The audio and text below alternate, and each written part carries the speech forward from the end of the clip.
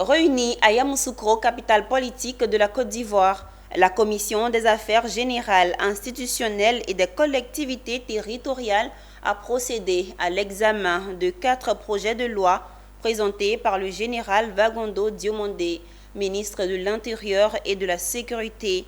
Au terme des échanges, les 4 projets de loi ont été adoptés à l'unanimité des membres présents de la commission. Pierre Tebe nous commente le reportage de Charles Kakou. Face aux sénateurs, l'émissaire du gouvernement, le général Vagondo Diomandé, ministre de l'Intérieur et de la Sécurité, a présenté l'intérêt des 4 projets de loi, dont 3 relatifs aux districts autonomes et 1 relatif aux collectivités territoriales.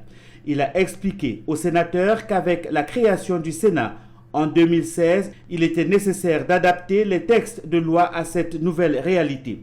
Ainsi, la fonction de sénateur a été ajoutée à la liste des incompatibilités à la fonction de gouverneur du district autonome.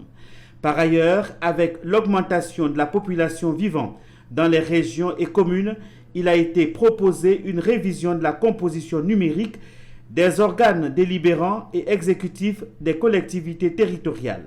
Vous savez que le Sénat a été créé en 2016 et donc il était nécessaire pour nous d'adapter les textes qui ont été pris en 2014 pour tenir compte donc, de l'existence du Sénat.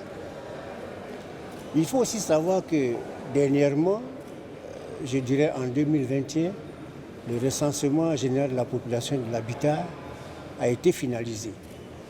Donc la population ivoirienne dans son ensemble a augmenté. Et cela a un impact sur les collectivités. C'est tout cet ensemble-là qui a fait l'objet donc des présentations que j'ai eu à faire aujourd'hui devant le Sénat. Au terme des échanges, les 4 projets de loi ont été adoptés à l'unanimité des membres présents de la commission, mais avec amendement pour les 3 textes relatifs aux districts autonomes.